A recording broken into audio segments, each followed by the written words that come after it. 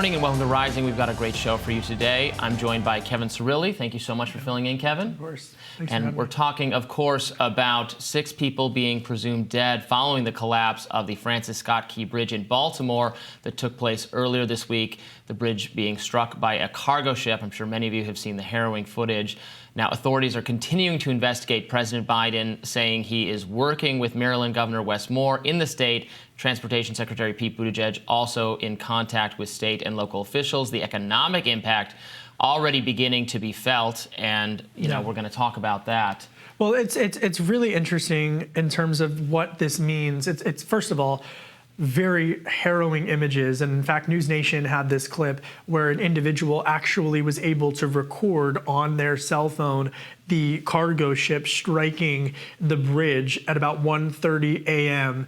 We now know from some of the release from the cargo ship that they had actually tried to warn and issue a Mayday signal to prevent the loss of life on the bridge. According to the authorities, Governor Moore has said that they were able to remove some of the cars that were traveling over the bridge while this was happening to be able to save their lives because of that signal that the cargo ship had sent up. Right. Obviously, of those who are still missing, now presumed dead to have lost their lives, there were construction workers on this bridge. So a host of different investigation threads already beginning to be emerged. One is the technology that the cargo ship company was utilizing. Secondly, it's the communication between the construction workers and the Port Authority and the cargo ship. Why was there that missing link in communication where cars were being able to close down the bridge and those who were actually on the bridge were not informed? We don't know if they weren't informed. We don't know, but that's a key question. So I want to be careful in terms of that. Yeah. The communication to them really emerging as a key thread. So it could have been much worse, frankly. It could have been much worse. I mean, it's so horrible. And it's going to be impacting the region for a long time. And there are a lot of people who have lost their lives. Imagine if this was at rush hour. Imagine if that call had not gone through. This could have been a huge casualty. Well, exactly. And there are a lot of cities waking up this morning who are also home to significant ports. And many Americans don't realize the role that ports play in our economy. They get an Amazon package and they think it just appeared there. No, it takes most likely getting on a ship halfway around the world or a plane in order to go through a port in order to do that. So when we hear cargo ships, it's not just these antiquated methods of transportation, they're significant. The Port of Baltimore is the 17th highest trafficked port in the country. It ranks, the number one is the Houston Port Authority, which ranks getting 267 million tons of cargo annually.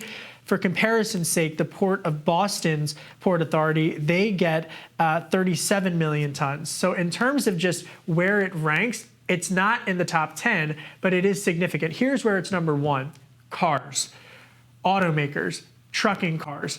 That 840,000 cars and trucks go through the Baltimore port every year. That's the number one in the country. So anytime we get cars or anytime you're an automaker, an auto dealer, chances are it's going through Baltimore's Port Authority. This cargo ship was actually headed towards Sri Lanka and was going outbound. But 30 minutes into its voyage. 37 minutes into its voyage. But this has had a significant impact. It's not just the Red Sea where Americans are being impacted economically for their shipments. It's also domestically. We have ports, huge national security concern. General Motors has said that they are working to reroute vehicle shipments that come through the Port of Baltimore. General Motors, other automakers, Ford, also having to reroute things. So there's a huge economic thing going on here, and its impact is going to be massive. Speaking of the economic impact of this, so President Biden obviously said that the federal government will pay the entire reconstruction cost, and he thinks Congress will approve that.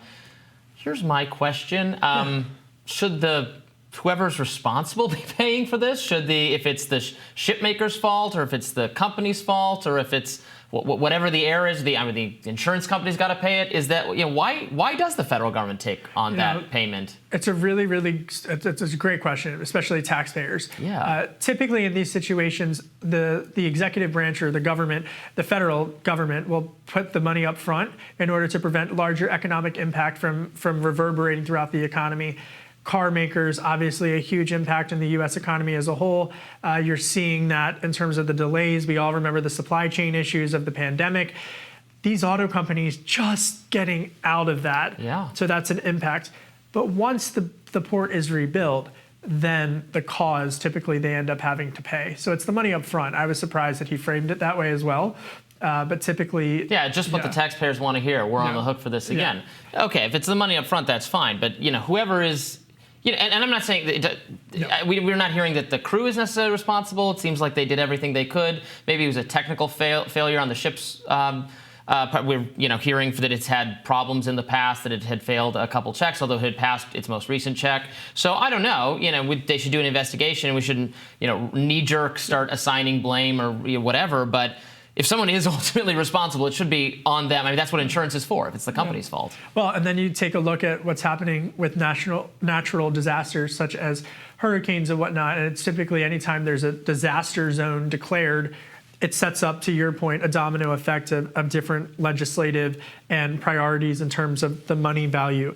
When you look at the national security risk for supply chains, we've talked a lot about supply chains, you and I as well, in the past couple of years following the pandemic, and the geopolitical risk associated with supply chains, especially with things like semiconductor chips, right? The modern gateway to our digital life, the digital DNA, so to speak, of every device that we use. The supply chain shortages and risks happening with China and Taiwan, for example, with semiconductor chips. You look at the volatility in the Red Sea. You look at what's happening geopolitically in the Red Sea with specifically the attacks on, in many cases, American vessels and British vessels as well, and companies, and the risk there. Now you have this incident in the port of Baltimore. If you're in Los Angeles, one of the busiest ports for trade, you're very concerned about the risk that was just laid bare. If you're in Houston, Texas, you're watching this as well. Think of the liquefied gas and the natural gas and the energy that passes through ports all across the country. Americans, by following this story in Baltimore, I think it is also resurfacing to the top of the conversation, reminding Americans just how incredibly important these ports are to our national security, but also to our economy. Yeah, I think it's hard to not think about how just something so random can derail the economy. Yeah. That just literally a boat crashing into the pillar of a bridge takes it out immediately, which I understand that no bridge could withstand impact of that kind. It's like the ship is as big as a building.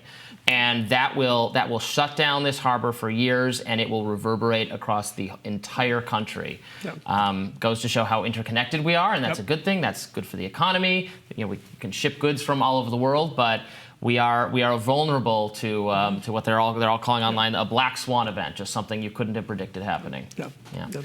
All right, stick around. We'll have more Rising right after this.